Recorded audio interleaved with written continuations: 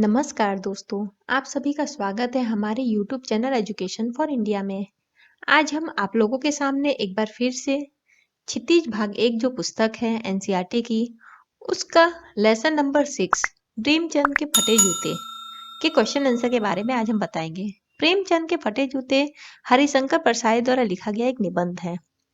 तो चलिए शुरू करते हैं प्रेमचंद के फटे जूते का प्रश्नोत्तर।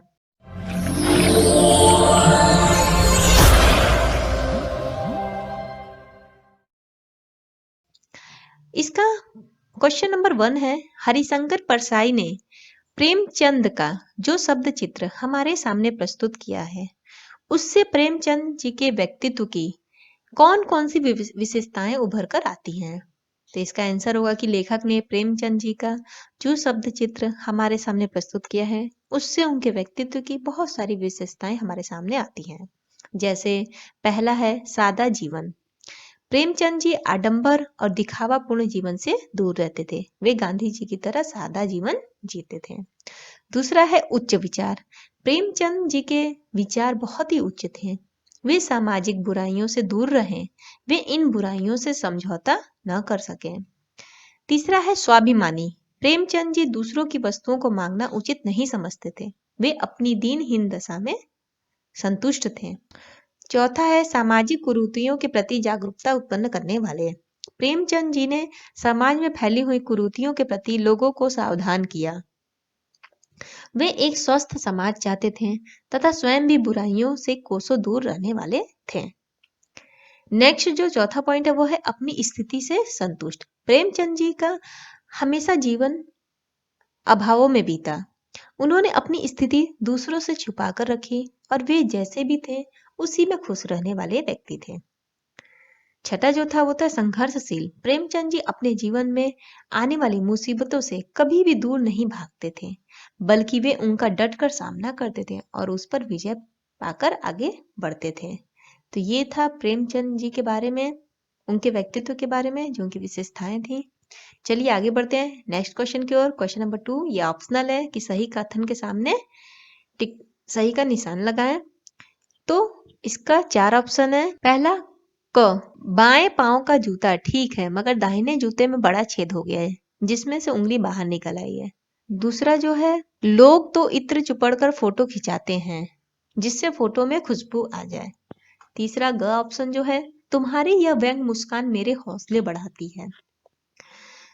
ख जिसे तुम घृणित समझते हो उसकी तरफ अंगूठे से इशारा करते हो क्वेश्चन मार्क। तो इसमें जो आंसर होगा इसमें ख होगा सही कि लोग तो इत्र चुपड़कर फोटो खिंचाते हैं जिससे फोटो में खुशबू आ जाए। आगे नेक्स्ट क्वेश्चन की ओर।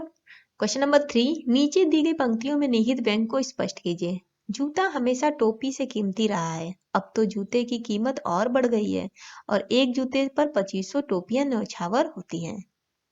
इसका व्यंग बताना है। तो चलिए सबसे पहले इसी का समझ लेते हैं, उसके बाद और भी 2 है उसका भी जानेंगे। तो पहले इसका समझ लेते हैं कि जूता हमेशा टोपी से कीमती रहा है, अब तो जूते की कीमत और बढ़ गई है और एक जूते पर 2500 टोपियां न्यौछावर है।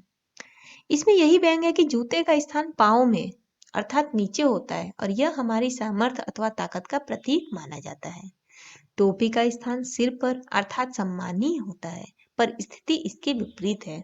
आज लोग अपने सामर्थ्य के बल पर अनेक टोपियां सम्मानित एवं गुणी व्यक्तियों को अपने जूते पर झुकने को विवश कर देते हैं और लोग अपना स्वाभिमान भूलकर अपना सिर उसके सामने झुकाते हैं। नेक्स्ट है ख तुम पर्दे का महत्व ही नहीं जानते, हम पर्दे पर कुर्बान हो रहे हैं। इसमें क्या व्यंग है? लोगों में एक प्रवृत्ति या आदत होती है अपने बुराइयों को छिपाने की या उन पर पर्दा डालने की। लोग अपनी बुराइयों को दूसरों के सामने आने देना नहीं चाहते हैं, पर प्रेमचंद जी ने अपनी बुराइयों को कभी छिपाने का प्रयास नहीं किया। वे अंदर से और बाहर से दोनों तरफ से एक समान थे। दूसरे लोग पर्दे की आड़ में कुछ भी करते रहते हैं। तीसरा जो ग है इसमें कौन सा व्यंग निहित है कि जिसे तुम घृणित समझते हो उसकी तरफ हाथ की नहीं पांव की उंगली से इशारा करते हो। इसमें क्या होगा, इसका क्या व्यंग्य है कि प्रेमचंद जी ने सामाजिक बुराइयों को अपनाना तो दूर, उनकी तरफ देखना भी नहीं चाहते थे। उन्होंने इनकी तरफ हाथ से भी इशारा नहीं किया। प्रेमचंद जी ने इन सभी बुराइयों को इतना घृणित समझा कि पैर की उंगली से उसकी ओर इशारा करते हुए दूसरे को भी उससे सावधान किया। यह था तीनों व्यंग्य के बारे में। नेक्स्ट क्वेश्चन पर आते हैं, क्वेश्चन नंबर 4। पाठ में एक जगह पर लेखक सोचता है कि फोटो खिंचाने की अगर यह पोशाक है तो पहनने की कैसी होगी, लेकिन अगले ही पल वह विचार बदलता है कि नहीं, इस आदमी की अलग अलग पोशाकें नहीं होंगी। आपके अनुसार इस संदर्भ में प्रेमचंद जी के बारे में लेखक के विचार बदलने की क्या वजह हो सकती है? प्रेमचंद के बारे में लेखक के विचार बदलने की निम्नलिखित वजह है। पहला, लोग प्रायः दैनिक जीवन में साधारण कपड़े पहनते हैं और विशेष अवसरों में अच्छे कपड़े का उपयोग करते हैं। प्रेमचंद जी के पास शायद दूसरी पोशाक नहीं थी। दूसरा कारण था कि लेखक सोचता है कि सादा जीवन जीने वाला यह व्यक्ति भीतर और बाहर सब तरफ से एक जैसा है। इसका दोहरा व्यक्तित्व नहीं है। इन्होंने कभी दिखावटी जीवन नहीं जिया है। तो यही वो रीजन रहता है जो वो सोचते हैं कि उनके पास अलग अलग पोशाकें नहीं होंगी। नेक्स्ट क्वेश्चन की ओर आगे बढ़ते हैं। Next question number 5। आपने यह व्यंग्य पढ़ा, इसे पढ़कर आपको लेखक की कौन सी बातें आकर्षित करती हैं? तो इस व्यंग्य से हमें बहुत सारी बातें आकर्षित करती हैं। पहला है, लेखक ने व्यंग्यात्मक शैली के माध्यम से महान साहित्यकार प्रेमचंद जी का चित्र प्रस्तुत किया है, उनकी विशेषताओं से हमें परिचित कराया है। दूसरा है कि लेखक ने प्रेमचंद जी पर व्यंग्य तो किया है, पर उन्होंने स्वयं को कभी भी व्यंग्य से अलग नहीं रखा। तीसरा जो है कि लेखक को मानव जीवन की अत्यंत गहरी समझ है, उन्होंने जीवन के सुख दुख को अत्यंत निकट से देखा है। चौथा, लेखक सामाजिक बुराइयों तथा कुरीतियों के प्रति भी सजग है, उन्होंने व्यंग्य के माध्यम से इन पर भी प्रहार किया है। तो ये सब कारण थे यह व्यंग्य को जो बातें की जो हम लोगों को आकर्षित करती हैं। Next question, question number 6। पाठ में टीले शब्द का प्रयोग किस संदर्भों को इंगित करने के लिए किया गया होगा? तो इसका आंसर होगा कि टीला रास्ते में आने वाला वह अवरोध है जिसको लांघना या पार करना कठिन होता है। इस व्यंग्य में टीला शब्द का प्रयोग प्रेमचंद जी के जीवन में आने वाली सामाजिक कठिनाइयों के लिए किया गया है, जिसे पंडित, पुरोहित, मौलवी, जमींदार आदि समाज के कथित ठेकेदारों ने खड़ी की है। इनके कारण ही ऊंच नीच की भावना, जाति पात, छुआछूत, बाल विवाह, शोषण, बेमेल विवाह, अमीर गरीब की भावना आदि टीले के रूप में खड़ी रहती है और हमारे मार्ग को अवरोध मतलब रोकती है, अवरुद्ध उत्पन्न करती है। तो ये था प्रश्न उत्तर प्रेमचंद के फटे जूते।